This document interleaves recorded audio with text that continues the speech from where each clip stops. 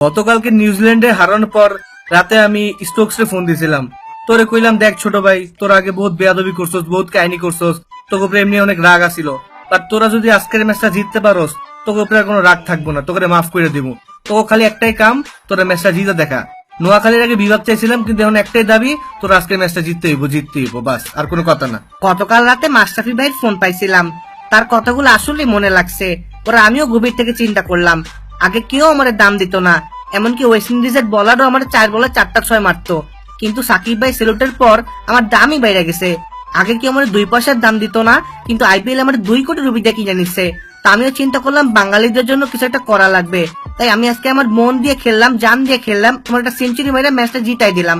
আশা করি আপনারা সবাই আমাকে দোয়ায় রাখবেন। আসলে সত্যি কথা বলতে বাঙালিদের জন্য আমার আগে থেকেই টান ছিল।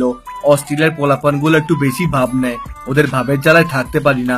কিন্তু গত বছর বাংলাদেশের পুরান ঢাকায় গিয়া ইফতার করছিলাম, ওদের ইফতারে এত মজা লাগছে, পরে চিন্তা করলাম যদি বাংলাদেশের জন্য না খেলি তাইলে এই বছর আমার আর বাংলাদেশে ঢুকতে দিবে না, আমার পুরান ঢাকার মজার ইফতারিটাও মিস হয়ে যাবে।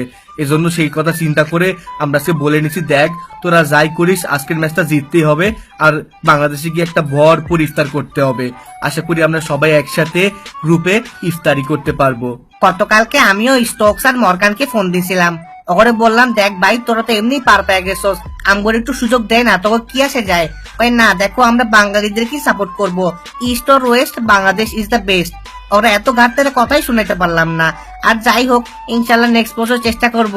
বাট এটা ভালো লাগতেছে যে ইন্ডিয়া এখনো যাইতে পারলো না, কিন্তু বাংলাদেশ পার পেয়ে গেছে, বিটলে একটু শান্তি লাগে আর কি। আমি আসলে কিছু বলবো না, কারণ পাবলিকে আমার নিয়ে অনেক কিছু বলে ফেলছে, আমি নাকি কালা পারি না, আমার নাকি রিপ্লেসমেন্ট খুঁজতে হবে। তো কালকের ম্যাচের পরে আমি তাদেরকে অনেক খুঁজতেছিলাম, কিন্তু তাদের কাউরেই খুঁজে পাচ্ছিলাম না। তো আশা করি তারা খুব শীঘ্রই গুহা থেকে বের হবে এবং তাদের মুখের উপরে আমি আরেকটা ভালো ইনিংস ভরে দিতে পারবো। তো আপনারা দোয়া করবেন আমার জন্য। গত ম্যাচে আমি জলদি আউট হওয়ার পর অনেকে আমার নিয়ে স্ট্যাটাস দিছে, বলছে আমি কি খেলছি, এটা কোনো খেলা হইলো নাকি? কেন ভাই, এতগুলো ম্যাচ ভালো খেলছি তখন ভালো লাগছে, একটা ম্যাচ খারাপ খেলে আমি খারাপ হয়ে গেলাম না?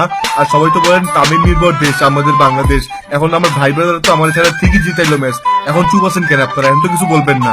আমি তো বলার ভাষায় হারাই ফেলছি, ভাবছিলাম আমরা তো খুব ইজিলি পরের রাউন্ডে চলে যাব, কিন্তু কোনো ভাবতে পারি নাই বাংলাদেশ আমাদের আগে কোয়ালিফাই করে ফেলবে। আসলে জিতে দা টুকটা ফাইটটা যায়।